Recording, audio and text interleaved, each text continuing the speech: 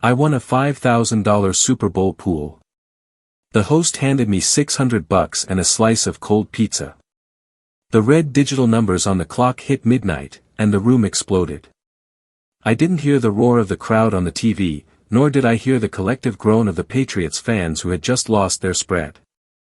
The only thing I could hear was the blood rushing in my ears, a sound like a freight train barreling through a tunnel. I looked down at the crumpled piece of paper in my hand, my thumb smudging the ink where I had circled the grid coordinates over and over again for the last 4 hours. Row 7. Column 3. The final score was 27-23. I looked at the massive poster board taped to the wall of Gary's garage.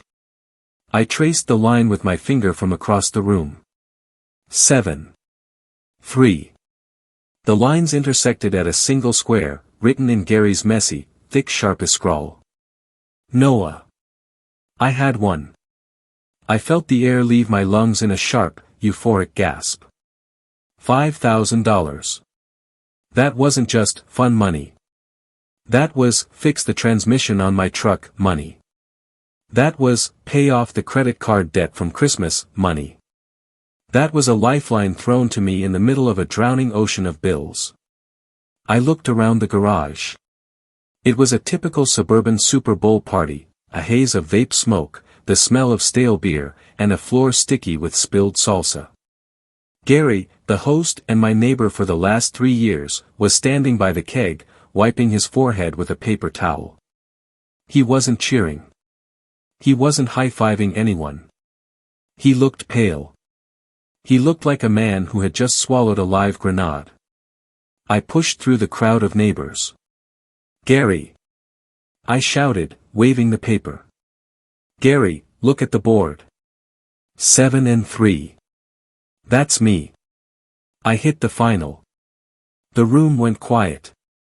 People turned to look. A few guys clapped me on the back. Congrats, man, someone muttered. Drinks on you next week. I walked up to Gary. He was sweating. It was 40 degrees outside and maybe 60 in the garage, but beads of perspiration were rolling down his temples and soaking into the collar of his replica jersey. Good game, right? I beamed, extending my hand. That ending was insane. Never thought they'd cover the spread. Gary didn't shake my hand. He looked at the floor. He looked at the keg. He looked anywhere but at me. Yeah, Gary croaked. His voice was dry, cracking like old parchment. Wild game. Crazy. So, I said, rubbing my hands together, the adrenaline making my fingers twitch. The pot. $5,000 for the final score, right? Do you have the cash box, or are we doing Venmo? Honestly, cash is better. I don't want to wait for the transfer limit. Gary laughed. It was a nervous, wet sound, like a tire losing air in the rain. About that, Gary said, finally meeting my eyes. His pupils were dilated. We need to talk. Maybe in the kitchen. It's loud out here. Talk. I asked. The smile on my face didn't vanish, but it froze. It became a mask. Talk about what? The numbers are on the board, Gary. 7-3. I know, he waved a hand, ushering me toward the door connecting the garage to the house. Just, come inside for a sec. Grab a slice of pizza. You hungry? I wasn't hungry. I was victorious. But I followed him. We walked into the kitchen. It was a mess. Empty boxes, crushed cans, a mountain of napkins. On the island, sitting like a sad offering to the gods of mediocrity, were 10 stacks of pizza boxes. Little Caesars. The hot and ready kind. $5 a box. Gary leaned against the counter, crossing his arms over his chest as if to protect his vital organs. So, Gary started, licking his lips. Here's the situation. The payout, it's not going to be $5,000. My stomach dropped. What do you mean? It's $100 a square. 100 squares. That's $10,000 total pot. 2,000 for the first quarter, 2 for the half, 1 for the third, and 5 for the final. That's the breakdown you posted. That's the breakdown everyone agreed to. Right, Gary nodded quickly. Technically, yes. But you have to factor in the overhead. Overhead? I stepped closer. Gary, this isn't a business. It's a neighborhood pool. What overhead? The party. Gary gestured wildly around the kitchen. The food. The beer. The hosting. Do you know how much it costs to feed 50 people? I had to buy the kegs. I had to get the pizza. I had to pay for the pay-per-view, well, the cable package upgrade. I looked at the pizza boxes. I counted them. Maybe 20 boxes. You bought Little Caesars, Gary, I said, my voice dropping to a low, dangerous register. That's $100 worth of pizza. Maybe 200 if you tip the driver 50%. The kegs are what? 150 each. 2 of them. There were napkins. Gary shouted, getting defensive now. Plates. Cups. It adds up, man. Inflation. You know how it is. Cut the crap, I snapped. How much is in the box? Gary took a deep breath. He reached into his pocket and pulled out a wad of cash. It wasn't a brick. It was a flimsy, pathetic roll of 20s. I have $600, he whispered. 600, I repeated. For the final, he clarified. I paid out the quarters. But the costs, they ate into the back end. So, 600. Plus, hey, take some leftover pizza home. Feed the family. He reached for a pepperoni slice and held it out to me. The cheese was congealed. It looked cold. I stared at the slice of pizza. Then I stared at him. You spent $4,400 on pizza and napkins? I asked. Well, not just that, Gary stammered, his eyes darting to the side. There was an administrative fee. For organizing. It takes a lot of time to draw the grid, you know. You stole the money, I said. It wasn't a question. It was a statement of fact. I didn't steal it. Gary's face turned red. I managed the fund. I reallocated resources to ensure the guest experience was premium. Premium? I grabbed a pizza box and flipped the lid. This is cardboard with tomato paste on it. You pocketed the cash, Gary. You thought nobody would do the math? Or did you just think you'd win the pool yourself and cover your tracks? Gary flinched. That was it. He had bought 10 squares himself. He probably thought he was a lock. Look, take the 600, Gary said, thrusting the cash at me. It's free money. You only put in 100. You're up 500%. That's a great return. Don't be greedy. Greedy? I felt the heat rising in my neck, a prickly, suffocating sensation that crawled up my throat and settled behind my eyes. My vision actually blurred for a second. I'm not being greedy, Gary. I'm being robbed. You are robbing me. Right now. In your kitchen. It's not robbery, he hissed. It's a dispute over expenses. Take the money and leave, or get nothing. Get nothing. I laughed. It was a harsh, barking sound that made Gary take a step back. Oh, no. I'm not getting nothing. I'm getting $5,000. Tonight. I don't have it, he screamed. It's gone. I spent it. On what? Bills, he broke down, his voice cracking. I'm behind on the mortgage. I thought if I used the float, I could pay the bank, and then I'd win a quarter or something, or maybe nobody would notice if the prize was a little light. I was desperate. You spent my money on your mortgage, I said. It's just gambling money, he pleaded. It's not real money. It's illegal anyway. You can't sue me for illegal gambling debts. The cops won't do anything. So take the $600 and get out of my house. He smiled then. A shaky, triumphant smile. He thought he had played the ace. He thought that because the pool was technically under the table, he was immune to the law. He thought he could hide behind the very crime he was committing. I looked at him. I looked at the sweat dripping off his nose. You're right, Gary, I said softly. It is illegal. I reached into my pocket and pulled out my phone. I unlocked my phone.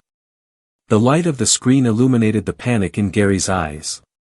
Who are you calling? He asked, his voice trembling. Well, I said, tapping the screen deliberately. First, I'm Googling the number for the State Gaming Commission. Did you know that running a gambling operation where the house takes a cut, which is what you did by skimming the expenses, changes this from a social game to a commercial enterprise? That's a crime, Gary. A specific one. Gary swallowed hard. You wouldn't. And then, I continued, ignoring him, I'm going to call the non-emergency police line. Theft by deception. Conversion of funds. You admitted you took the money to pay your mortgage. That's embezzlement. And since the amount is $5,000, that puts us firmly in felony territory. Prison time territory. You're bluffing, Gary whispered.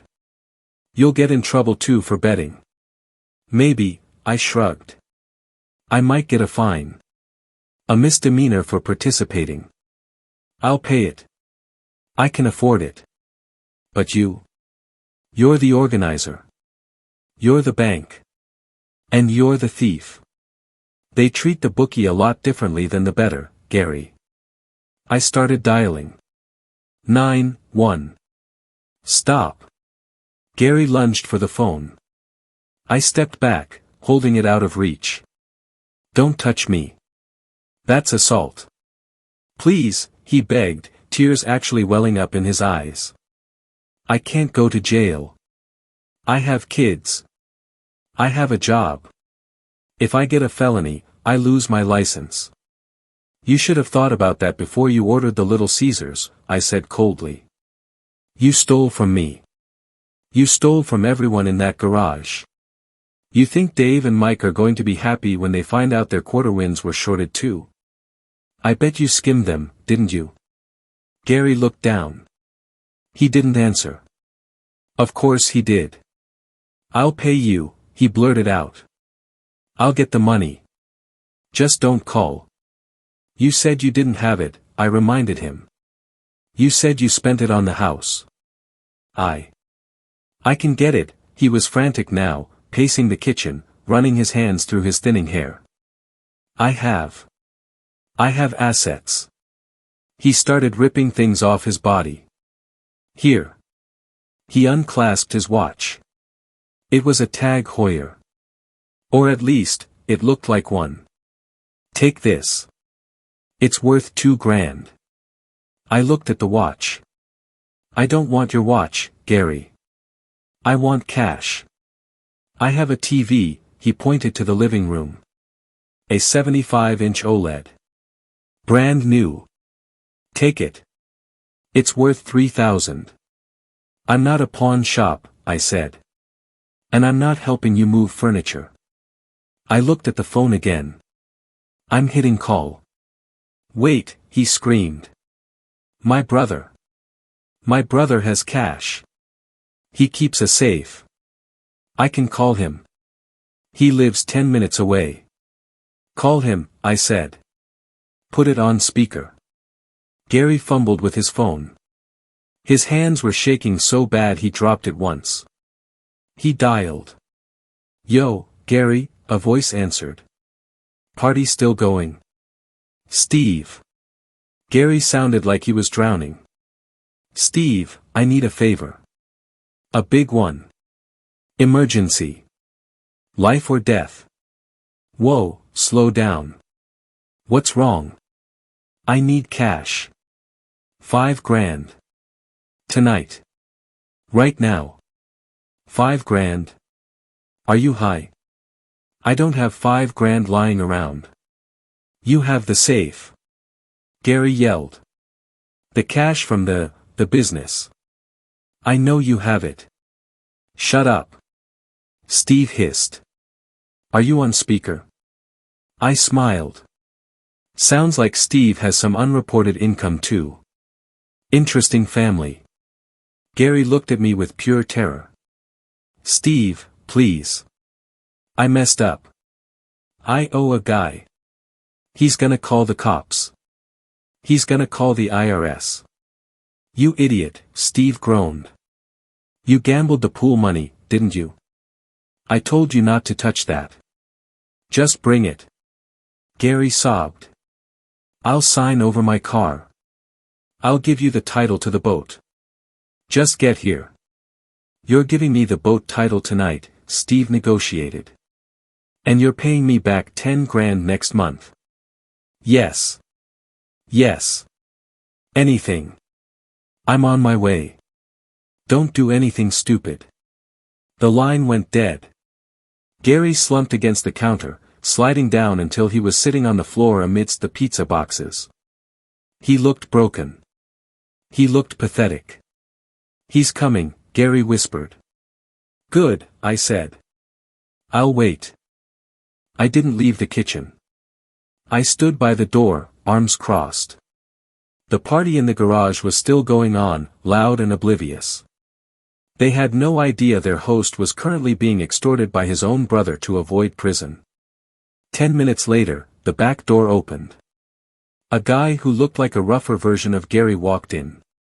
He was carrying a thick manila envelope. He looked at Gary on the floor. He looked at me. You the winner? Steve asked. I am, I said. Steve threw the envelope on the island. Count it. I opened it. Stacks of hundreds. Old bills. Smelled like mildew. Definitely bury in the backyard money. I counted. 50 bills. $5,000. It's all there, I said. Gary, Steve kicked his brother's shoe. Get up. Where's the title to the boat? Gary scrambled up. He ran to the junk drawer. He pulled out a pink slip. He signed it with a shaking hand and gave it to Steve. Steve looked at me. We good? We're good, I said. Pleasure doing business. I took the envelope. I tucked it into my inside jacket pocket. I walked to the door connecting to the garage. Where are you going? Gary asked, terrified. You're leaving, right? I'm leaving, I said. But I think the guests deserve to know why the pizza was cold. I opened the door. The noise of the party washed over me. Hey everyone. I shouted. The room quieted down. Just wanted to say thanks to Gary for the great party. And congrats to everyone who won the quarters. Make sure you get your cash before you leave. Gary has it all ready for you. I looked at Gary. He was standing in the doorway, pale as a ghost. Right, Gary? I asked. He nodded weakly. I walked out through the garage, past the keg, past the poster board with my name on the winning square. I walked to my truck. I got in. I locked the doors. I drove straight to the ATM. I deposited the cash immediately. The next day, the neighborhood gossip mill was on fire. Apparently, when the other winners went to collect their smaller prizes, the $1,000 and $2,000 payouts, Gary didn't have it. Steve had only brought enough to cover me because I was the one threatening the cops. Gary had to write checks. Bad checks. 2 days later, the police did show up. Not because of me. But because Mike, the guy who won the first quarter, tried to cash Gary's check and it bounced. Mike wasn't as patient as I was. Mike called the cops immediately. Gary was arrested for passing bad checks and theft by deception. The story came out. The mortgage. The debt. The pizza. His wife found out. She filed for divorce within the week. Turns out she didn't know about the second mortgage he had taken out to pay previous gambling debts. I saw a "for sale" sign go up on Gary's lawn yesterday. I was outside washing my truck, with the transmission finally fixed, when he came out to get his mail. He looked at me. He looked older. He looked tired. "You ruined my life," he called out across the street. "No, Gary," I called back, scrubbing a bug off my windshield. "You bet your life. And you lost." He just shook his head and walked back inside his empty house. I looked at my truck. It ran smooth now. No grinding. No slipping. Some people say I should have just taken the 600. They say you don't turn on a neighbor. They say, snitches get stitches. But I say, if you invite people into your home, take their money, and feed them garbage while stealing their dreams, you don't deserve a neighbor. You deserve a cellmate. And as for the pizza, I heard the food in county jail is even worse. So, tell me. Am I the monster for forcing a man to sell his boat and lose his family over a football bet, or did he simply fumble the bag on his own goal line? If you have made it this far and want to see more videos like this, then kindly subscribe and turn on notifications so you may never miss another story like this.